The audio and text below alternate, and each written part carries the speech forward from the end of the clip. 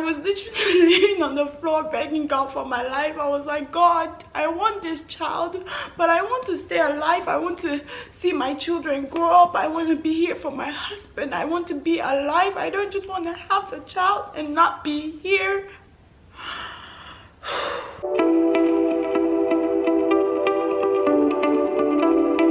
Hi guys, welcome back to my channel. Welcome back to Natalie's Niche. I am a content creator here on YouTube, Instagram, and TikTok, and I do a lot of encouragement and self-development videos. And today we're going to talk about my pregnancy journey. I actually wanted to film a video about my labor and delivery, but then I figured, I was like, I haven't talked to you guys about my pregnancy because that's a whole story on its own. So I feel like this story won't really start without me talking about how hard it was for us to get pregnant for our second child.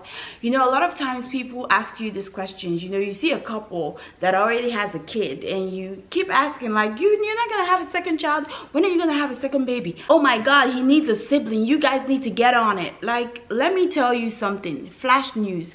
Every parent you see with a one child wants a second kid. They know they want a sibling for their own child. So I feel like, just to start this video, okay, please stop asking people when they're gonna get pregnant.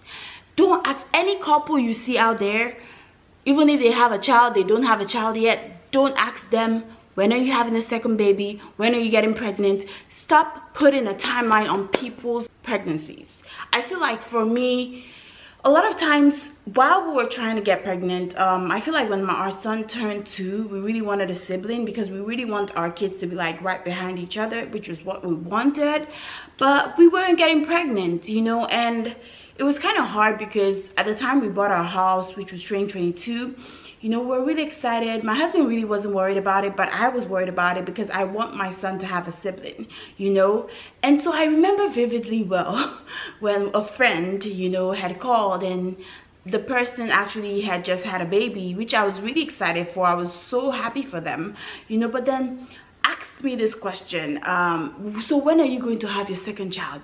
You know, this person had asked this question numerous times before, but for me it was just that day after I answered, I was like, when God says, when God says. I remember just staying in my bathroom and just crying. I literally cried my eyes out. I cried my eyes out because I was like, God, you know we want a kid, you know we want another baby, like why is it not yet coming? And so I remember in 2022 February, I was at work and just walking around, and I remember God just literally reminding me to open up my notes and write something down. And if you're a Christian and you're a child of God, you know that God speaks to us all the time. And so I paused. I remember it was around 11 something that day. It was the 2nd of February 2022. So it was 2/22/22, like the date time. And so I stopped at work and I took my notes and I began to write down the things God was telling me that he was going to do for us. And I began to write down, and the next thing God said was, your next child is going to be a baby girl. Whew, I paused for a second. I was like, okay, we've been trying to be pregnant, but okay, I'm gonna write it down. So I wrote it down on my notes and I just left it. I left it there. You know, I wrote down all the things that God said he was going to do for us that year, wrote it down and forgot about it.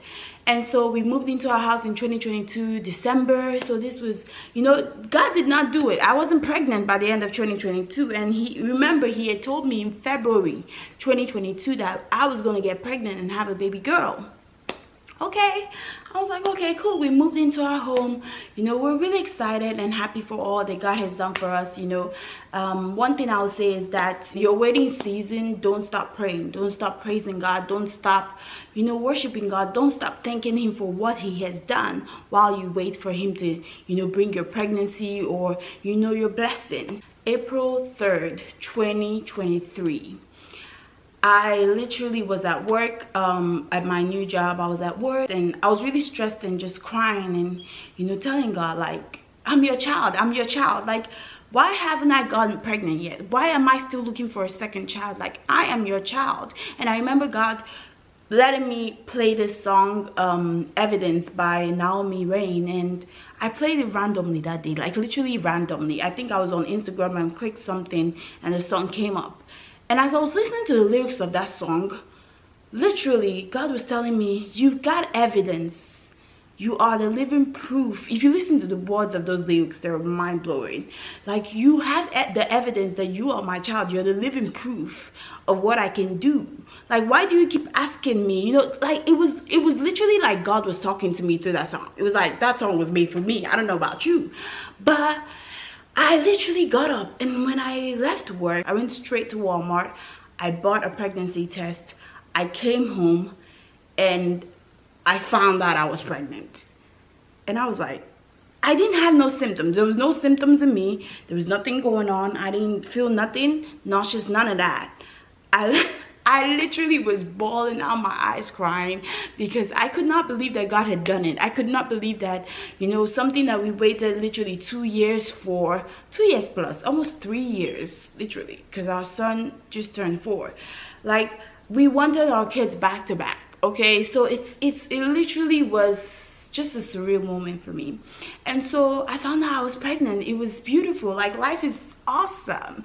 We were on cloud 9. I and my husband, we were just ecstatic. I was like, God, yes, you have finally done it. I know you can, and you have done it. When I started getting sick, if you watch my first pregnancy story video, you will understand that, you know, I'm not new to sickness. I had hyperemesis, Gravidarum when I was pregnant the first time. So when I started getting sick, I thought it was the same thing. So I was like, okay, that's fine. Okay, I have a remedy I followed the first time. I tried following the remedy for this one. You know, I used ginger ale, you know, because I was throwing up, you know, non-stop. Ginger ale, I'll drink ginger ale, wasn't working.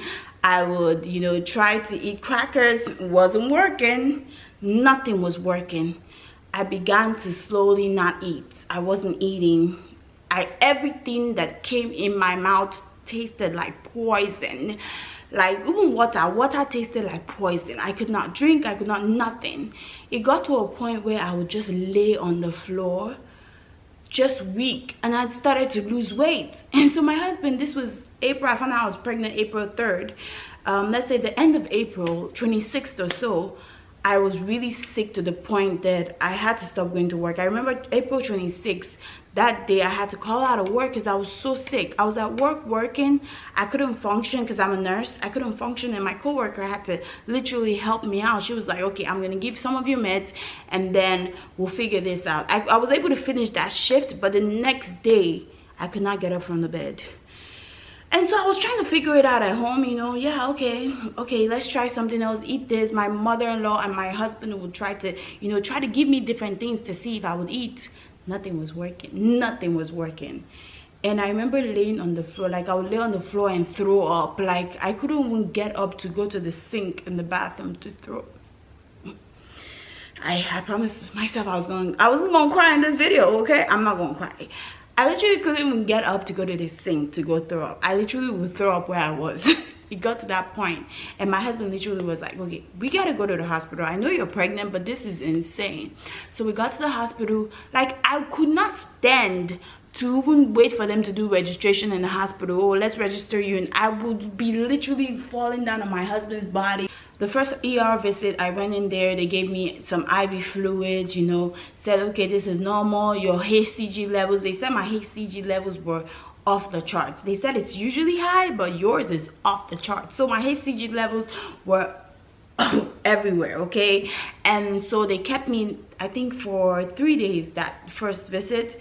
And then I went back home. They gave me some medications. Try this, you know, Zofran, try this, try that. Nothing was working. I would come home, take the medications. Nothing was working. Like, literally, I thought I was gonna die. I literally thought I was gonna die, and it felt like God had given me a gift that I wanted, but I had to suffer for. That was how I was feeling at the time. And so we went back to the hospital again on another visit, because I literally, my husband told me, he was like, I feel like I'm gonna lose you because you look like you're going to die. And we went in there for the next ER visit, and the doctor, I was like, I don't know what's wrong. Like, I can't eat nothing. Like, I couldn't even talk well. My husband was the one that was kind of answering the doctor. And so the doctor was like, I don't know what's wrong. Like, yes, you're pregnant. Like, I don't see anything else that's wrong. So they started doing a bunch of scans, you know, and then randomly they found that I had gallbladder sludges. They called it sludges in my gallbladder. And so the doctor was like, that might be a reason why you're having such a high rate of, you know, excessive vomiting to a point where you've lost.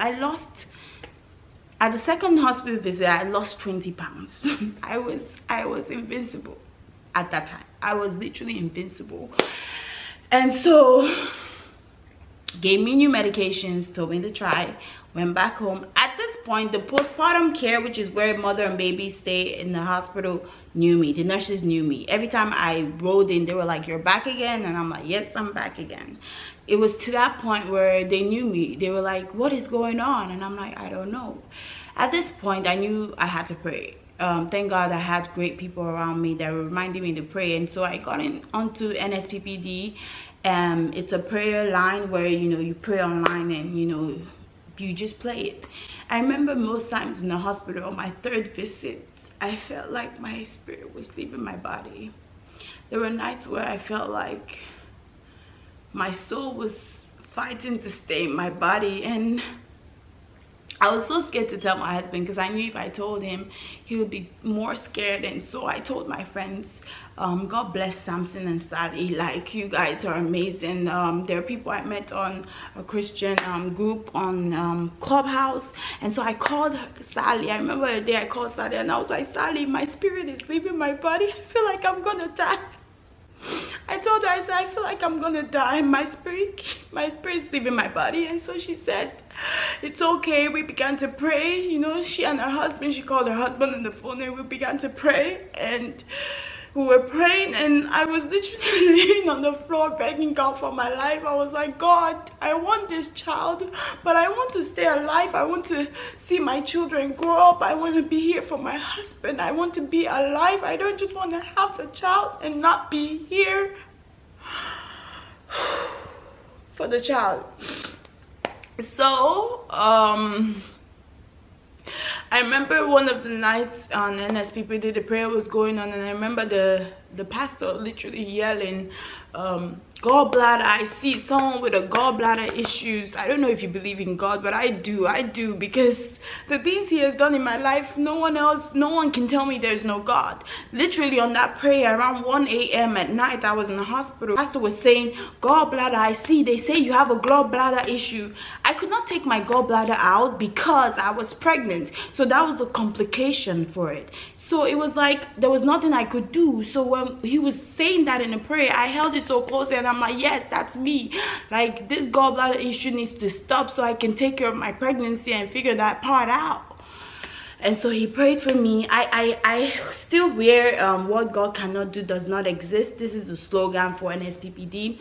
I still hold it so closely to my heart, because on those nights when I would feel like my spirit was leaving my body, I would look at this bracelet. Thank you, Mommy Onyi, one of my mothers at work. She is my mother at work and also my spiritual mother as well. She gave me this bracelet during the hospital visit, and I would look at it and I'm like, what God cannot do does not exist. I said, God, even if it's my time to die, I pray that I reject it. I take my life back. I take my life back, and I ask for you to add more years to my years, that I want to enjoy life with my kids and my husband. After that visit, one of the nurses recommended a medication randomly, and so the doctor had prescribed it. They didn't even have this medication. It's called Biclegis.